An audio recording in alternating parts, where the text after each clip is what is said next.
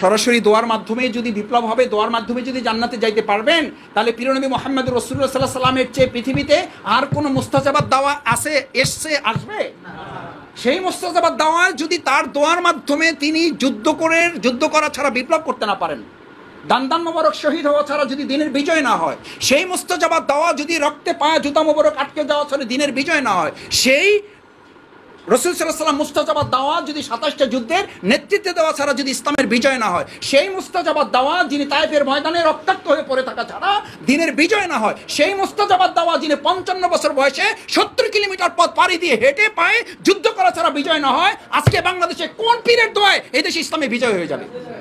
আমাদের প্রতিবেশী রাষ্ট্র এটা স্বীকার করে, আমাদের গোটা আন্তর্জাতিক বিশ্ব বাংলাদেশের ব্যাপারে স্বীকৃতি দেয় যে বাংলাদেশের গুড গভর্নেন্স বলে যদি কিছু থাকে এবং ভবিষ্যতে যদি কেউ করতে হয়, একমাত্র জামাত ইসলামের পক্ষেই তা সম্ভব। আসসালামু আলাইকুম ওয়া রাহমাতুল্লাহ।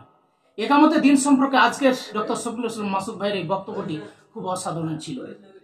আমাদের দেশে কিছু পীর মাসাকেরা যারা জিকিরের মাধ্যমে দেশে ইসলাম কায়েম করতে চায়, অথচ আল্লাহ রাসূল সাল্লাল্লাহু আলাইহি ওয়াসাল্লাম তার জীবনীতে 85টা যুদ্ধ তিনি করেন এবং 27টা যুদ্ধে তিনি নিজের সেনাপতির দায়িত্ব পালন করেন। দিনকে কায়েম করার জন্য তিনি দন্দন মোবারক শহীদ করেছেন, খন্দকের যুদ্ধে নামাজ কাজা করেছেন, বদরের যুদ্ধে 7ই রমজান রোজা ছেড়ে দিয়ে যুদ্ধ করেছেন, জিহাদকে প্রাধান্য দিয়েছেন। অথচ আমাদের দেশের পীর মাসায়েকেরা তারা জিহাদ ভুলে গিয়ে জিকিরের মাধ্যমে ইসলাম কায়েম করতে চায়। তো দর্শক, এ বিষয়ে ডক্টর শফিকুল ইসলাম মাসুদ ভাইয়ের আজকের এই বক্তব্যটি খুব অসাধারণ ছিল। বক্তব্যটি সম্পূর্ণ দেখার অনুরোধ রইল। তা শুনে ওনার বক্তব্যটি আমরা মনোযোগ সহকারে দেখি।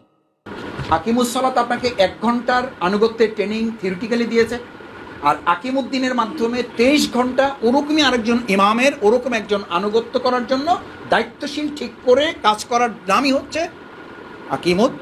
যে 1 ঘন্টা আকিমুসসালাতের আনুগত্যের ট্রেনিং আপনি নিয়েছেন, এই থিওরিটিক্যাল ট্রেনিংটাই যদি আকিমুদ্দিনে 23 ঘন্টায় আপনি ইনভেস্ট করতে ব্যর্থ হন বা আমি ব্যর্থ হই, তার অর্থ হলো এটা আপনাকে মেনে নিতে হবে যে 1 ঘন্টার আনুগত্যের ট্রেনিং আপনি নিতে সক্ষম হলেও 23 ঘন্টার বাস্তব জীবনে আনুগত্যের দায়িত্বশীল নির্ধারণ করতে না পারার অর্থই হলো আমি ওই 23 ঘন্টা ইবলিসের আনুগত্যের সিদ্ধান্ত নিয়েছি। আকিমুসসালাত আপনাকে 1 ঘন্টার আনুগত্যের ট্রেনিং দিয়ে ছেড়ে দিল, বাকি 23 ঘন্টার আনুগত্যের মাপকাঠি মানদণ্ডটা কি হবে? প্রিয় নবী মুহাম্মদুর রাসূলুল্লাহ সাল্লাল্লাহু আলাইহি ওয়াসাল্লাম এই আনুগত্যের ট্রেনিং নেওয়ার জন্যই সাহাবা আজমাইন কিরামগণকে আকিমুসসালাতের যত গুরুত্ব তাৎপর্য তাদের সামনে তুলে ধরেছেন। নিশ্চয়ই এটা তাৎপর্যপূর্ণ, সালাতের গুরুত্ব অপরিসীম। কিন্তু সেই সালাত যখন আপনাকে মসজিদমুখী করার পর আকিমুদ্দিনের মাধ্যমে সংগঠনমুখী করলো না, ওখানে ইমামের আনুগত্যের মাধ্যমে আপনাকে এখানে দায়িত্বশীলের আনুগত্য করতে অভ্যস্ত করলো না, সেই প্রসঙ্গে সূরা মাউনের বর্ণনা হচ্ছে ফাওয়াইলুল লিল, যারা নামাজ পড়ে না ধ্বংস তাদের জন্য। অর্থটা এটা, অর্থটা কি? নামাজ পড়লো ধ্বংস তাদের জন্য পড়লো। তার মানে কি? আপনি ট্রেনিংটা নিলেন না। আকিমুস সালাতও আছে, দায়েমুস সালাতও আছে, অর্থাৎ যে নামাজ আপনি কায়েম করেছেন, ট্রেনিং নিয়েছেন, আনুষ্ঠানিকভাবে যে ট্রেনিংটা আপনি নিয়েছেন, সেটার উপরে আপনি দায়েম থাকতে পারলেন না, ওটার উপরে আপনি 24টা ঘন্টা নিজেকে পরিচালনা করতে পারলেন না। তার অর্থই হচ্ছে আপনার নামাজ আপনাকে সফল করলো না। কি করলো? ধ্বংস করলো। তার অর্থই হলো ধ্বংস কে করে? আল্লাহ তাআলা সফল করে, আর ইবলিস আমাদের কি করে? তাহলে 1 ঘন্টার ইমামতির আনুগত্যের ট্রেনিং আমি আজকে প্রথম সিদ্ধান্ত নিলাম, মুয়াজ্জিনের আযান শুনলে যেমন মসজিদে যাওয়া আমার জন্য বাধ্যতামূলক, দায়িত্বশীলের নির্দেশ যদি কোরআন সুন্নাহর ভিত্তিতে হয় তাহলে ওই আহ্বানে সাড়া দেওয়া আমার জন্য বাধ্যতামূলক। 2 নম্বর ঠিক হলো, ওখানে আনুগত্য আমি ইমামের কাছে 1 ঘন্টা করার মধ্য দিয়ে সিদ্ধান্ত নিলাম বাকি 23 ঘন্টা আমার জীবনে একজন ইমাম থাকবে। যদি ইমাম না থাকে তাহলে বিপরীতটা হচ্ছে আমার ইমাম হয়ে যায় কে?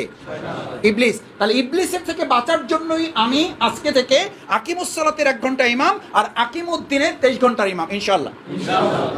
3 নাম্বার, যে সালাত আপনি ফজর পড়েছেন, যে সালাত আপনি জুমা পড়বেন, আল্লাহু আকবার, আপনি বায়াতবদ্ধ জীবনের গুরুত্ব তো আপনার সালাতের মধ্যে বিদ্যমান।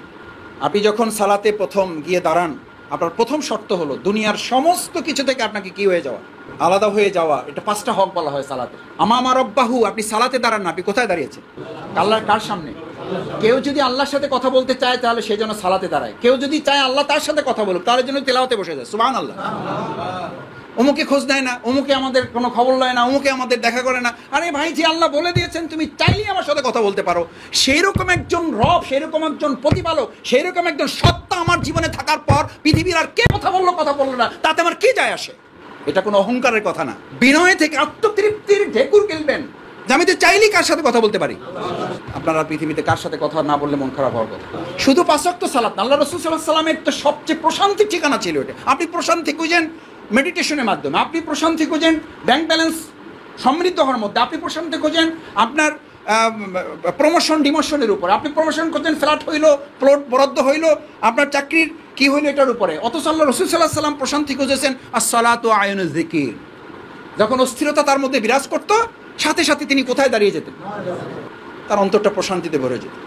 আর আমাদের এখন নামাজের মধ্যে দাঁড়াইলে অস্থিরতা বেড়ে যায়। আমাদের দেশের খুতবা হয়, মানুষের ঘুমের উপযুক্ত সময় নির্ধারিত হয়।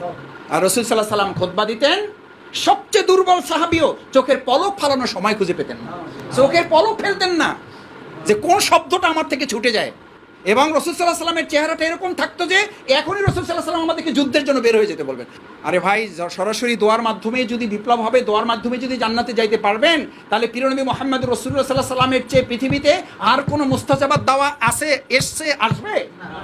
সেই মুস্তাজাবাত দাওয়া যদি তার দোয়ার মাধ্যমে তিনি যুদ্ধ করা ছাড়া বিপ্লব করতে না পারেন, দান মোবারক শহীদ হওয়া ছাড়া যদি দিনের বিজয় না হয়, সেই মুস্তাজাবাত দাওয়া যদি রক্তে পায়ে জুতা মোবারক আটকে যাওয়া ছাড়া দিনের বিজয় না হয়, সেই রাসূল সাল্লাল্লাহু আলাইহি ওয়াসাল্লাম মুস্তাজাবাত দাওয়া যদি 27টা যুদ্ধের নেতৃত্বে দেওয়া ছাড়া যদি ইসলামের বিজয় না হয়, সেই মুস্তাজাবাত দাওয়া যিনি তায়েফের ময়দানে রক্তাক্ত হয়ে পড়ে থাকা ছাড়া দিনের বিজয় না হয়, সেই মুস্তাজাবাত দাওয়া যিনি 55 বছর বয়সে 70 কিলোমিটার পথ পাড়ি দিয়ে হেঁটে পায়ে যুদ্ধ করা ছাড়া বিজয় না হয়, আজকে বাংলাদেশে কোন পীরের দোয়ায় এই দেশে ইসলামে বিজয় হয়ে যাবে? কেন বায়াত হব না আমি? সেই রাসূল সাল্লাল্লাহু আলাইহি ওয়াসাল্লামের সাহাবা আজমাইন কিরামগণের কাছে এসে তো সাহাবা আজমাইন কিরামগণ, তাদের ঈমান ছিল, তাদের তাহাজ্জুদ ছিল, তাদের সাদাকা ছিল, তাদের জিকির ছিল, তাদের সব ছিল, তাদের দাড়ি মোবারক ছিল, তাদের টুপি মোবারক ছিল, তাদের জুব্বা মোবারক ছিল, সবই তো তাদের ছিল। তারপরে তো এসে বলেছিল বায়াতু রাসূলুল্লাহ সাল্লাল্লাহু আলাইহি ওয়াসাল্লাম, হে রাসূল আমাদেরকে বায়াত দেন। তারা তো বায়াতই নিয়েছিলেন এটার উপরে ভিত্তি করে। এরপরে তাদের জীবনের শাহাদাতের তামান্না তারা উজ্জীবিত হয়েছে। আমি মাঝে মধ্যে বলি, ভাই কষ্ট নিয়েন না, ইমানই ছিল বায়াত ছাড়া ইমান না, ইমান ছাড়া বায়াত না, ইমানই তো বায়াত। আপনি ইমান মানেই তো আপনি বায়াত গ্রহণ করেছেন। সেই বালক, সেই বাদশাহ এবং সেই জাদুকরের গল্প না, এটা হাদিস নাই, হাদিস আসহাবে উখদুদের হাদিস নাই। সেই বালক, সেই জাদুকর এবং সেই বাদশাহ শেষের অংশটুকু আপনি বলি। এখানে হাদিসটা আমার মাঝে মধ্যে আমি স্মরণ করার চেষ্টা করি, যেখানে রাসূল করিম সাল্লাল্লাহু আলাইহি সাল্লাম স্মরণ করেছেন। আমি এটা আমাদের TCTS এর ভাইদেরকে মাঝে মধ্যে বলি যে ভাই, এত TCTS আপনারা করেন। সেই বালককে জাদুকর স্মরণ করেছিল, তুমি যে ইমানের স্তরে এখন এসে পৌঁছিয়েছো, এখন তোমার জন্য সংবাদ হচ্ছে ওয়া ইন্নাকা সাতুবতালা। ইমানের দাবি হচ্ছে এখন তুমি পরীক্ষার মধ্যে সাতুবতালা, এবং দেরি হবে না, খুব তাড়াতাড়ি তুমি কিসের মধ্যে পড়ে যাবা? পরীক্ষার মধ্যে পড়ে যাবা। ইমান মানে পরীক্ষা। এরপরে শুধু তা বলা হয় নাই, সেই ছেলেকে যখন হত্যা করার জন্য বাদশা সিদ্ধান্ত দিল, আপনাদের মনে আছে? বাদশাকে তার আগে তো মন্ত্রীকে হত্যা করা হয়েছে, তারপরে উজির নাজির যাদের রোগ সারা হয়েছে তাদের সবাইকে ডাকা হয়েছে। শুধু তাদের বলা হয়েছে, দেখেন তারা কিন্তু ইমান গ্রহণ করার পর TCTS তো পরের কথা, এক ওয়াক্ত নামাজ পড়ারও কি পায় নাই, এক ওয়াক্ত সালাতও তাদের জীবনে আদায় করার সুযোগ হয় নাই। সেই লোকটাকে তলোয়ারের মাঝখানে দাঁড় করিয়ে বলা হয়েছিল, হয় ইমান ছাড়ো নাহলে জীবন ছাড়ো। সুবহানাল্লাহ। এটা কি? এটা বায়াত। এই অঙ্গীকার তারা করেছিলেন, এই ওয়াদা তারা করেছিলেন, জীবন এনেছে জীবন চলে যাবে। করাত রেখে মাঝখানে বলা হয়েছিল, হয় ইমান ছাড়ো না হলে জীবন ছাড়ো, হয় ইমান নাহলে গর্দান, দুটো একসাথে থাকবে না। এখন কোনটা থাকবে? বায়াত। এই বায়াত তারা নিয়েছিলেন, মাঝখানে করাত রেখে দ্বিখণ্ডিত হয়ে পড়ে গেল, ইমান ছেড়েছে। সর্বশেষ সেই গোলামকে, এই বালকটাকে হত্যা করার জন্য নিয়ে আসা হলো। সে বলতে পারতো, দেখেন আমি এমনি নিরীহ প্রকৃতির লোক, আমি এমনি রোগটোক সারি মানুষের, আল্লাহ আমার কিছু খায় ক্ষমতা দিয়েছে, চেষ্টা করি মানুষের কল্যাণের জন্য, এই সমাজ কল্যাণমূলক কাজের জন্যই আমার আপনি কি রাখা উচিত? জীবিত রাখা উচিত। আমাকে আপনি করে না, আমি এই সমস্ত জয়জামেলের মধ্যে আমি যাইতে চাই না, আপনি আপনার মতো থাকেন, আমি আমার মতো। সে নিজে তার শাহাদাতের রাস্তা দেখাই দিচ্ছে। সে বলল, বাদশা তুমি যদি আমাকে হত্যা করতে চাও এভাবে পারবে না। তাকে পাহাড়ে উঠাইছে, ও যারা পাহাড়ে উঠাই ধাক্কা দিয়ে ফালাই দেবে, হেরাই মরে গেছে। বালক চলে আসছে, জিজ্ঞেস করছে ঘটনা কি, বালক আসলো কি করে? সে জিজ্ঞেস করছে এটা কার সিদ্ধান্ত? আল্লাহর ফয়সালা না হওয়া পর্যন্ত আমাকে আপনি মারান, আমার একটা পশমও আপনি আঘাত করতে পারবেন না। তো ওই বালকের ইমান আর আমাদের ইমান এক জায়গায় করা লাগবে না? আমরা এটা বলতে পারবো না যে মিছিলে আমাকে কিছু করতে পারবেন না? যদি আল্লাহর ফয়সালা না থাকে, আমাকে আপনি রাজপথ থেকেও গ্রেপ্তার করতে পারবেন না। আল্লাহর ফয়সালা থাকলে ঘরের মধ্যে থেকেও আমাকে কেউ হেফাজত করতে পারবে না। This is Iman, this is বায়াত। এরপরে সেই বালক তো শিখিয়ে দিয়েছিল বাচ্চাকে, আমাকে যদি হত্যা করতে চাও তাহলে কি করো, শুলে চড়াও, শুলে চড়াইয়া আমার এই ডান পাশে তুমি তীর নিক্ষেপ করবা এবং শুধু বলতে হবে বিসমিল্লাহি রব্বিল গোলাম, বিসমিল্লাহি রব্বিল গোলাম। এই গোলামের যে রব, তার নামে আমি তীরটা কি করলাম। তা আল্লাহ ওই গোলামের রব স্বীকার করলো না, করলো না এইটুকু। আর সে একটা কন্ডিশন দিয়েছিল, তার তো কাজ হলো দাওয়াতি কাজ করা। দেখেন, জীবন বাজি রেখে দাওয়াতি কাজ করা। আর আমাদের একটু আবহাওয়া গরম ছিল তো, এবার গণসংযোগটা তাপদাহের কারণে বাস্তবায়ন করা মন্তব্যের ঘরে দেখি বড় বড় থানা আমিররা সাইন করে লিখে দিয়েছেন, তাপদাহের কারণে আমাদের এবার গণসংযোগ পক্ষ যথাযথভাবে পালন করতে আমরা সক্ষম হই নাই। আল্লাহ আমাদের এই দুর্বলতা মাফ করুন। ওখানে লেখা আছে, এটা আমি পড়তেছি না, ওখানকার লেখা পড়তেছি। আর বালক তার ইমান সামনে রেখে সে বলছে যে শুধু এইটুকু করো যে সবাইকে ডাকবা, ডাইকা তারপরে আমারে হত্যা করবা। তো সব লোকের সামনে যখন বিসমিল্লাহি রব্বিল গোলাম বলে তীর ছুটছে, বালক এখানে হাত দিছে, শহীদ হয়েছেন। আর সাথে সাথে উপস্থিত লোকরা সবাই কলেমা তৈয়বা লা ইলাহা ইল্লাল্লাহ বলে একজন মারা গেছে আর লক্ষ ইমানদার তৈরি হয়ে গেছে। আলহামদুলিল্লাহ, বাংলাদেশ জামাত ইসলামীতে একজন মুজাহিদ, একজন নিজামী ভাইকে তারা শহীদ করেছে। লক্ষ লক্ষ নয়, কোটি জনতা জামাত ইসলামীর জন্য আগামীতে প্রস্তুত হয়ে গেছে আলহামদুলিল্লাহ। বিসমিল্লাহি রব্বিল গোলাম। এরপরে তো কত মনে আছে যারা বাকি ছিল, এবার যারা ইমান আছে এবার তাদের পালা। এই সরকারও মনে করছিল যে মূল মাস্টার মাইন্ড যারা শেষ করে ফেলে জামাত কি হয়ে যাবে। ওই বাদশাহ মনে করছিল মাস্টার মাইন্ড হলো এই বালক, এই বালকটারে যদি সাইজ করা যায় তাহলে শেষ। কিন্তু দেখলো যে এরা সাইজ করতে গিয়ে আরো বড় হয়ে গেছে। এই সরকারের পরিস্থিতি আলহামদুলিল্লাহ সেই দিকে গেছে না যায় নাই। তারা আমাদের নেতৃবৃন্দকে শহীদ করার মধ্য দিয়ে দেখলো যে পরিস্থিতি আরো, এখন সিদ্ধান্ত নিয়েছে আমাদের যেখানে যেভাবে পারে তারা শহীদ করবে।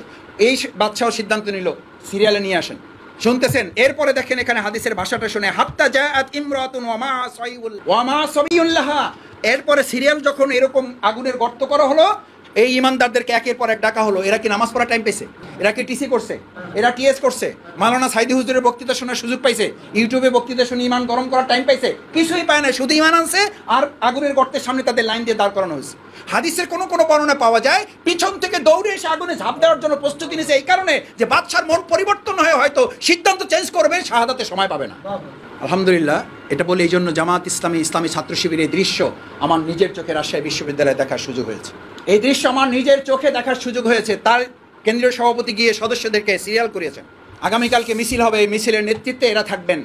অমুকে যদি গ্রেপ্তার হয়ে যান, অমুকে যদি আহত হয়ে যান, অমুকে যদি শহীদ হয়ে যান, তারপরে অমুক, তারপরে অমুক, তারপরে অমুক। এই সিরিয়াল করতে করতে যখন সামনে যাচ্ছে, পিছন থেকে 3-4 জন ভাই সামনে এসে হাজির হয়ে গেছে। বলছে তারপর যদি আর তালিকায় কারো নাম না আসে, এই কারণে আমি বাদ পড়ে যেতে পারি, আমার নামটা এখানে লেখেন। বাংলাদেশ জামাত ইসলামী ছাত্র শিবির আমার আপনার এই বক্তৃতা বিবৃতি আর TCTS এর উপরে টিকে নাই। এই সমস্ত ভাইদের ত্যাগ কোরবানি শাহাদাতের উপরে এই ইসলামী আন্দোলন টিকে আছে এবং টিকে থাকবে ইনশাআল্লাহ। আজকে এখানে আমি জানতে চাই, এখানে প্রতিযোগিতা হবে এইটা যে আমরা শহীদ হতে পারি না, আল্লাহর কবুল করবেন। কিন্তু আজকে এখানে যারা উপস্থিত আছে, আমরা এই প্রতিযোগিতাটা করতে চাই। এই থানায় যদি একজন কেউ রোকন হয়, প্রথম এই আমাদের উপস্থিতের মধ্যে প্রথম যদি কেউ রোকন হয়, সে হলাম আমি, সেই ভাই হাত জাগান যে সবার আগে যেই থানায় রোকন হবে, এরপরে সবার আগে সিরিয়াল, সে হলাম আমি। দেখি হাত জাগান ইনশাল্লাহ। বাকি যারা হাত জাগান নাই তারা পুরো বছরের মধ্যে তো হবেন ইনশাল্লাহ। আল্লাহ আমাদের হাতগুলো কবুল করুন। কি বলা হচ্ছে? হাত্তা জাআত ইমরাতুন ওয়া মাহা সাবিয়ুল্লাহা। এরপর এক মহিলা আসলো, কোলে কি ওয়া মাহা, তার সাথে কে আছে? সাবিয়ুন, মানে একদম নবজাতক একটা সন্তান, এখনো কথা বলাই শিখে নাই। কথা না বলা সেই সন্তানের মায়াটা মহব্বতটা কেমন থাকে। এবার বাদশা সিদ্ধান্ত নিলে দুইটারে একসাথে ফালায়ও না। দুইটারে একসাথে ফালাইলে এটার মর্যাদা, এটা মায়া মহব্বতটা তারা টের পাবে না। আগে এর কোলের সন্তানটা ফালাও, এর কোলের সন্তানটাকে আগুনে ফালাও, তাহলে মা বুঝতে পারবে ইমান কত বড় জিনিস আর ছেলের প্রতি মহব্বত কত বড় জিনিস। যারা নিজের কলিজার টুকরা সন্তান যখন ফেলে দেওয়া হবে, ইমানের এমন দৃঢ়তা, এমন একবাত, এমন সামাহাত, ধৈর্য ক্ষমতা তিনি দেখিয়েছিলেন, আল্লাহ তাআলা সাথে সাথে ওই সন্তানের মুখে কথা তুলে দিলেন। আলহামদুলিল্লাহ, এই দৃশ্যের অবতারণা বাংলাদেশ জামাত ইসলামের ইতিহাসে করার সুযোগ আসছে না আসবে? আসছে। মীর কাসেম আলী ভাই শহীদ, তার পরিবার কাঁদতে কাঁদতে এসেছে আর তিনি হাসতে হাসতে তাদেরকে বিদায় দিয়েছেন। তোমাদের সাথে এটা শেষ সাক্ষাৎ নয়, এটা এই দুনিয়ার একটা সাক্ষাৎ, তোমাদের সাথে মূলত সাক্ষাৎ হবে জান্নাতে। হাসতে হাসতে বিদায় দিয়েছে। শহীদ নিজামী ভাই তার সন্তানের কাছে আলাপ করেছেন, আমি কোন পোশাক পরে ফাঁসির মঞ্চে যাবে। এই গল্প আছে, কথোপকথন আছে এখন ইউটিউবে। শহীদ আব্দুল কাদের মোল্লা ভাই ফাঁসির মঞ্চে যাওয়ার আগের তার বিশ্রাম, তার প্রশান্ত আত্মা, তিনি একটু কফি খেয়েছেন, একটু খেজুর খেয়েছেন, কারারক্ষীকে দিয়েছেন। কারারক্ষী তো পাগল বনে যাওয়ার অবস্থা, যে তার আর 1 ঘন্টা পরে ফাঁসি হবে। সে বলে যে আমাকে একটু কফি দিও আর একটা খেজুর দিও, আমি কিছু সময় একটু রেস্ট নেবো, তারপর আমাকে সময় মতো ডেকে ফাঁসিতে নিয়ে যাই। কথা বলার সুযোগ করে দিলেন। সে তার মাকে বলল, ওই বালক যার কথা বলতে আরো 2 বছর লাগার কথা, সে তখন কথা বলা শুরু করে দিল এবং কথা বলে বলল ফাকালা লাহা উম্মাহা, সে তার মাকে বলল, কি বলল? This is important, this is বায়াত, দিস ইজ এগ্রিমেন্ট, এই চুক্তি, এই সিদ্ধান্ত আপনাকেও এখান থেকে নিতে হবে। সে সিদ্ধান্ত নিয়ে বলল, ইয়া উম্মাহা ইসবিরি, হে আমার মা কি করো? আহা, কলিজার টুকরা সন্তান মাকে ধৈর্য ধরতে বলতেছে। ইসবিরি, সবর করো, আর কি করো? ফা ইন্নিকি আলাল হক, তুমি দুশ্চিন্তা করবা না, তুমি এবং আমরা কিসের উপরে আছি? আলহামদুলিল্লাহ, আমরা হকের উপরে আছি। এই বিজয় আল্লাহ তাআলা ইতিমধ্যে দিয়েছেন, বাকি রাজনৈতিক বিজয় আল্লাহ আমাদেরকে দান করবেন ইনশাআল্লাহ। নৈতিক বিজয় আমাদের হয়ে গেছে। এই রাস্তায় বের হয়ে আপনি 5 জনকে সাথে একটানা 5 জনকে পরপর সালাম দিবেন। আমি চ্যালেঞ্জ দিয়ে রাখলাম আপনাকে, পরপর 5 জনকে একটানা সালাম দিবেন সামনের লোকেরা, এবং যাদেরকে সালাম দিয়েছেন এই লোকেরা মনে মনে ভাববে যে এই লোকটা কি করে? জামাত। অফিসে যে লোকটা ঘুষ খায় না, ওখানকার সমস্ত অফিসের স্টাফরা আলোচনা করে এই লোকটা কি করে? জামাত ইসলামী করে। হক কথাটা যে ইমাম সাহেব মসজিদে বলে, ওই মুসল্লিদের আর বলে দেওয়ার দরকার নেই উনি জামাত ইসলামের রোকন না কর্মী। ওখানকার লোকেরা সিদ্ধান্ত নিয়ে নেয় এই লোকটা কি করে। ফ্ল্যাটে থাকে, সবাই বের হওয়ার সময় সালাম দেয়, সিকিউরিটির সাথে হাত মিলিয়ে কথা বলে। ওই সিকিউরিটি গার্ডরা প্রচার করে যে আমাদের এই ফ্ল্যাটে একজন স্যার থাকে, সম্ভবত উনি জামাত করে। কেন? উনি কি করে? শুধু সালাম দেয়। এই নৈতিক বিজয় আল্লাহ তাআলা আমাদেরকে দিয়েছেন না দেন না? দিয়েছেন। আমাদের প্রতিপক্ষরা ওইটা স্বীকার করে, আমাদের প্রতিবেশী রাষ্ট্র ওইটা স্বীকার করে, আমাদের গোটা আন্তর্জাতিক বিশ্ব বাংলাদেশের ব্যাপারে স্বীকৃতি দেয় যে বাংলাদেশের গুড গভর্নেন্স বলে যদি কিছু থাকে এবং ভবিষ্যতে যদি কেউ করতে হয়, একমাত্র জামাত ইসলামের পক্ষে এটা সম্ভব। এই নৈতিক বিজয় যেখানে আমাদের হয়েছে, রাজনৈতিক বিজয় আমাদেরকে হবে ইনশাআল্লাহ। সেটার জন্য কি আপনারা প্রস্তুত আছেন? সেই প্রস্তুতির জন্যই সাহাবীগণ গিয়ে বলেছিলেন বায়াতু রাসূলুল্লাহ সাল্লাল্লাহু আলাইহি ওয়াসাল্লাম, হে রাসূল, পরিস্থিতি তো একটু খারাপ আছে, কি দেন আমাদেরকে? না ভালো আছে? পরিস্থিতি ভালোর জন্য বায়াত না খারাপের জন্য বায়াত? খারাপ পরিস্থিতিকে কি করার জন্য? ভালোর জন্য। আর আপনারা কি বলেন? পরিস্থিতিটা চেঞ্জ হোক, ইনশাআল্লাহ আমরা সবাই কি হয়ে যাব? পরিস্থিতি চেঞ্জ হওয়ার পর রোকন হওয়া, বায়াত নেওয়া, নাকি বায়াত নিয়ে পরিস্থিতি চেঞ্জ করার সিদ্ধান্ত না? সাহাবীদের সুন্নাহ কোনটা ছিল? বায়াতের সাথে সম্পর্ক দুঃসময়ের না সুসময়ের? যতগুলো বায়াতের ঘটনা ঘটেছে রাসূল সাল্লাল্লাহু আলাইহি ওয়াসাল্লামের কাছে, ওমরের কাছে, পরবর্তী খলিফাদের কাছে, সমস্ত ঘটনাগুলো দুঃসময়ের সাথে সম্পর্ক না সুসময়ের? আর আমরা বায়াত নেওয়ার জন্য অপেক্ষা করছি। এই জাতির পরিবর্তন কে করবে? এই দেশের পরিবর্তন কে করবে? আরে ভাই, এটা তো বায়াতের মৌসুম চলতেছে, এটা আম্রপালি আর হিমসাগরের মৌসুম চলতেছে না। কিসের মৌসুম?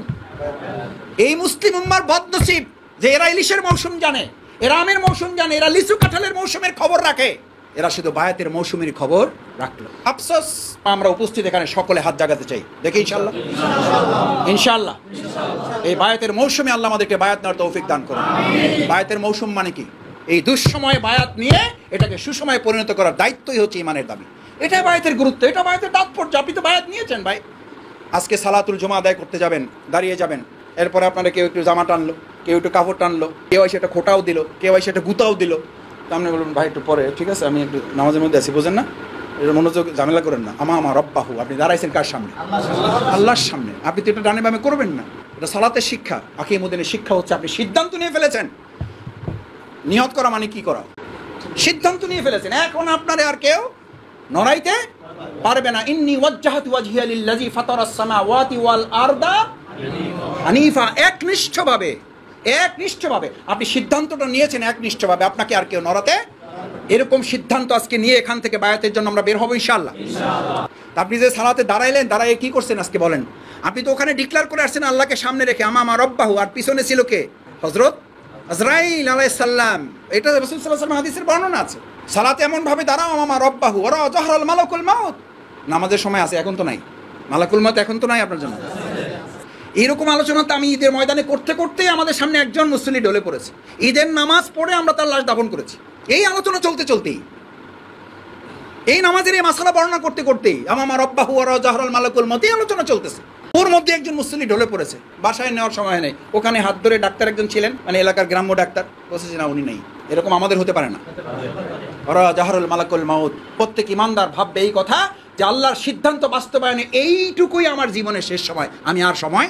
এই ভাবনাটা হচ্ছে ইমানদারের ইবাদতের সবচেয়ে গুরুত্বপূর্ণ অধ্যায়। এটা ভেবে যদি কেউ আজকের জুমা আদায় করে, তার জুমাটা কেমন হবে? এটা ভেবে যদি আজকের এই টিসি আপনি গ্রহণ করেন তাহলে আপনার জীবন পরিবর্তনটা কেমন হবে? কি পড়েন সালাতে? ইয়াকা নাবুদু ওয়া ইয়াকা নাস্তাইন। কত বেঈমান প্রকৃতির হলে আল্লাহকে সামনে রেখে বলে আসতেছে আমি আপনার ছাড়া ইয়াকা নাবুদু কারো গোলামি করি না। সে পরের দিন আল্লাহর দিন কায়েমের কাজে বলে যে আমার চাকরির জন্য, আমার ব্যবসার জন্য, আমার পরিবারের জন্য, আমার ছেলে মেয়ে, আমার স্ত্রী, আমার সম্পদ, আমার সম্মান, আমার ডেজিগনেশন, আমার মর্যাদা, আমার স্ট্যাটাসের জন্য আমি আসলে আজকের প্রোগ্রামটা আসতে পারবো না। ওই সময়টুকু আপনি আল্লাহর গোলাম না হয়ে কিসের গোলাম? হয় চাকরির গোলাম, নাহলে ব্যবসার গোলাম, নাহলে স্ত্রী সন্তান ভালোবাসার গোলাম, নাহলে ডেজিগনেশন স্ট্যাটাস মর্যাদার গোলাম, না হলে আপনি দুনিয়ার সম্পদ প্রতিপত্তির গোলাম। কারণ আপনি তো বায়াত করে এসছেন কার সামনে? আপনি তো ওয়াদা করে আসছেন ইয়াকা নাবুদু, আপনি আপনার ছাড়া আর কারো গোলামি। আমি ফ্ল্যাটের গোলামি করি না, আমি প্লটের গোলামি, আমি চাকরির গোলামি করি না, আমি প্রমোশনের গোলামি করি না, আমি কোনো রক্তচক্ষুর গোলামি করি না, আমি থানার ওসি এসি ডিসি, আমি রক্তচক্ষু, আমি কোনো বন্দুকের নল কিংবা বুলেটের গোলামি করি না, আমি কোনো পার্শ্ববর্তী রাষ্ট্রের রক্তচক্ষু হুমকির পরোয়া করি না। এটার অর্থই হচ্ছে ইয়াকা নাবুদু ওয়া ইয়াকা নাস্তাইন, আমি আপনার ছাড়া আর কারো সাহায্য চাই না। কে তাকাইলো কে তাকাইলো না, কে দেখলো কে দেখলো না, কে আমার সম্পর্কে ভালো বললো বললো না, আই ডোন্ট কেয়ার দেয়ার, এ সমস্ত আমি পরোয়া করি না। এটার নাম কি? আর এটার নাম কি? বায়াত। আপনি তো আল্লাহর সাথে চুক্তি করে আসছেন, তা আপনি বায়াত নেবেন কি? বায়াত তো প্রতিদিন নিতেই আছেন। আল্লাহুম্মা ইন্না নাস্তাঈনুকা ওয়া নুমিনু বিকা ওয়া নাতাওয়াক্কালু আলাইকা ওয়া নুসনি আলাইকাল খায়র, তারপরে ওয়া নাশকুরুকা। বাংলাদেশের একটা সংসদ চলে যেখানে শুধু আল্লাহর শুকরিয়া ছাড়া গোটা দুনিয়ারই শুকরিয়া হয়, শুধু আল্লাহরই শুকরিয়া সেখানে আদায় করা হয় না। অথচ এটা একটা মুসলিমদের সংসদ। দুনিয়ার সমস্ত অপদার্থ, অযোগ্য, অপদার্থ, মূর্খ মানুষগুলোকে, মৃত মানুষগুলোর নাম স্মরণ করে ঘন্টার পর ঘন্টা আমাদের টাকায়, আমাদের ট্যাক্সে ওই সংসদে মানুষের প্রশংসা করা হয়। অথচ আল্লাহর নাম নিয়ে একবার শুকরিয়া আদায় করার মতো একটা লোক ওখানে আছে বলে আমার মনে হয় না। আল্লাহ আপনার শুকরিয়া আদায় করে, আপনার কৃতজ্ঞতা, আপনার প্রশংসা করা ছাড়া আর কিছুই আমরা করি। বাদ দেন ওদের কথা, আগে আমরা সামলাই। আজকে দোয়ায় কুনুত হচ্ছে আমাদের একটা বায়াত। তাহলে এটা দাবি হচ্ছে আপনি নিজ দায়িত্বে এসে বলবেন যে ভাই আমার রিপোর্ট আছে নাই, যা আছে আমার বায়াত দরকার ভাই, পরিস্থিতি খারাপ আমার বায়াত দরকার ভাই, রাসূল সাল্লাল্লাহু আলাইহি ওয়াসাল্লামের সাহাবীদের রক্তের বদলা নেওয়ার জন্য আমার বায়াত দরকার ভাই, রাসূলুল্লাহ সাল্লাল্লাহু আলাইহি ওয়াসাল্লামের সাহাবীদের তামান্না উজ্জীবিত হওয়ার জন্য আমার বায়াত দরকার ভাই। বায়াত তো এই সমস্ত কারণে দরকার। আমার বায়াত দরকার আল্লাহ সন্তুষ্টির জন্য। লাকাদ রাদিয়াল্লাহু আনিল মুমিনিন, সমস্ত মুমিন না, মুমিনদের মধ্য থেকে আল্লাহ তাদের প্রতি সন্তুষ্ট। কাদের প্রতি? যেই মুমিনদের মধ্য থেকে যারা কি নিয়েছিল? বায়াত নিয়েছিল। আপনি আল্লাহ আপনার প্রতি সন্তুষ্ট হোক, এটা তো আমরা কেউ চাই না।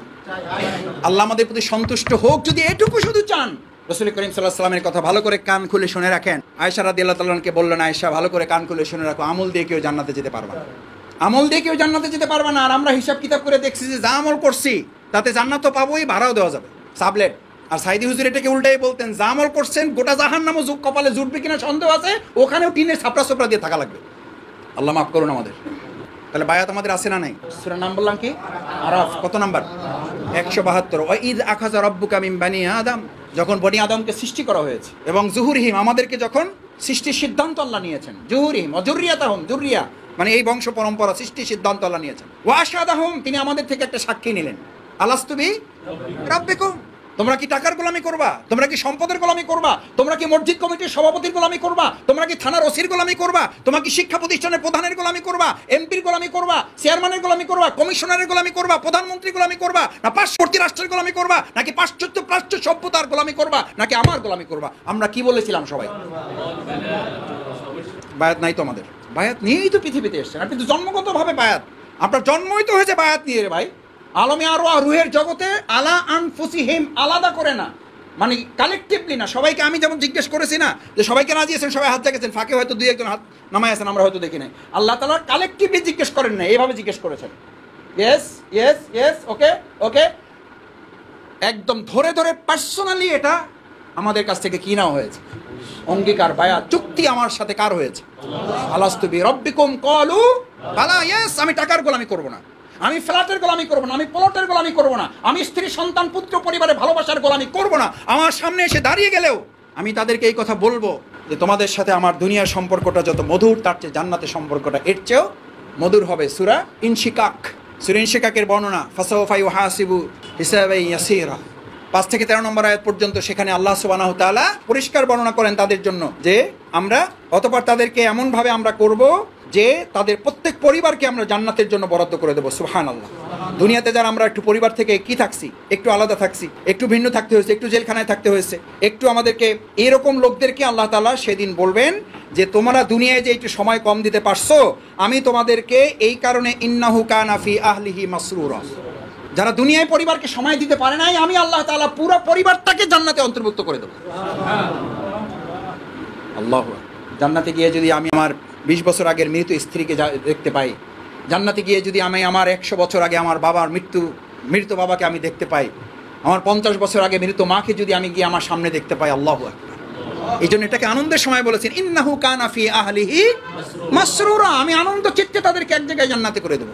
দেখেন এই কথাই শেষটা, তারপরে আল্লাহ তাআলা আরেকটা কথা খুব সতর্ক করে বলেছেন, আর যারা দুনিয়ার এই সময়টা দিতে পারে নাই, পরিবারকে সময়টা দিয়েছে, স্ত্রী সন্তান তাদের মন জোগাইয়ে চলাটাকেই তাদের জীবনে টার্গেট তারা করেছে, এই টার্গেটওয়ালা ব্যক্তিদেরকে আল্লাহ তাআলা এটা বললেন, তোমরা তো দুনিয়ার জীবনই এটা করেছো, সুতরাং দুনিয়ার জীবনে যেহেতু এটা করেছো, আগের কথা বলা হয়েছে ওয়াইয়ান কলিবু, তাদেরকে ফিরিয়ে নিয়ে আসা হবে ইলা আহলিহি মাসরুর, আনন্দ চিত্তে, ইন্নাহু কানা ফি আহলিহি মাসরুর, যেহেতু তারা দুনিয়াতেই আনন্দ চিত্তে কাটায় আসছে, সুতরাং তাদের শাস্তিটা দেখেন, ওয়াইয়াসলা সাইরা ইন্নাহু কানা ফি আহলিহি মাসরুরা, তাদেরকে জাহান্নামে ফেলা হবে। এবং এই কথা বলা হবে অপরাধ শুধু এতটুকু যে তোমরা আল্লাহর দ্বীনের জন্য সময় ব্যয় করতে পারো নাই, স্ত্রী পুত্র পরিবার সন্তানকে আলাদা করে, সুতরাং আজকে তাদের থেকে বিচ্ছিন্ন করে তোমাদেরকে কোথায় ফেলানো হলো? তাহলে আল্লাহর সাথে আমাদের চুক্তি আছে তো? ইনশাআল্লাহ আমরা কি রাজি আছি? আল্লাহ সুবহানাহু ওয়া তাআলার কাছে প্রত্যাশা ব্যক্ত করি, এখানে লাস্ট সেন্টেন্সটা এই আয়াতেরই, আনতাকুলা ইয়াউমাল কিয়ামাতি ইন্না কুন্না আন হাযা গাফিলিন, আনতাকুলা ইয়াউমাল কিয়ামা, কিয়ামতের দিন তোমরা একে অপরকে দোষারোপ করবা, কিন্তু এটা সেদিন গ্রহণযোগ্য, ইয়াউমাল কিয়ামাতি ইন্না কুন্না আন হাযা গাফিলিন, তোমরা এটা বলবা যে আমি তো এই বিষয়ে জানতাম না, আমি তো গাফিল ছিলাম, আমাকে কেউ স্মরণ করায় নাই, এই জন্য আমি আগে এমন অবস্থায় স্মরণ করাইছি। কখন? আলমে আরো আমরা যখন কিসের জগতে? রুহের জগতে। পারা যাবে ইনশাআল্লাহ। প্রস্তুতিগত বিষয় আমি আশা করি যে আলোচনা হয়েছে, সেই জন্য শুধু 3টা পয়েন্ট বলবো। এক, আমরা সিদ্ধান্ত নিলাম আজকে, সিদ্ধান্ত নিলে কি হবে, এটা আল্লাহ তাআলা কবুল করে ফেলবেন যদি অন্তর থেকে সিদ্ধান্ত নেন। সাহাবীগণ সিদ্ধান্ত নিয়েছেন, বিছানায় শহীদ হয়েছেন, শাহাদাতের মর্যাদা পেয়েছেন, না পান নাই। আজকে রুকনিয়াতের বায়াতের সিদ্ধান্ত নিলাম অন্তর থেকে, আল্লাহ তাআলা এই অবস্থায় যদি আমাদের মৃত্যুবরণ করেন, তাহলে বায়াতের মর্যাদার আমাদের আল্লাহ তাআলা শামিল করবেন ইনশাআল্লাহ। 2 হচ্ছে সিলেবাস শেষ করা সহ আমাদের প্রস্তুতিটা আমরা সম্পন্ন করবো ইনশাআল্লাহ। পারা যাবে ইনশাআল্লাহ। 3 নাম্বার হচ্ছে ময়দানে আমরা ভূমিকা পালন করব। আমি ইউনিট সভাপতি, আমি সেক্রেটারি, আমি ওয়ার্ডে আসি, যে যেখানে আসি, আমরা ময়দানি তৎপরতার সাথে সম্পৃক্ত হয়ে আমলে জিন্দিগিটার পরিবর্তনের মধ্য দিয়ে আমার ব্যক্তি জীবনকে আমি পরিবর্তন করব। আল্লাহ তাআলা আমাদের কবুল করুন, সকলে বলুন আমিন। আসসালামু আলাইকুম ওয়া রাহমাতুল্লাহি ওয়া বারাকাতুহু।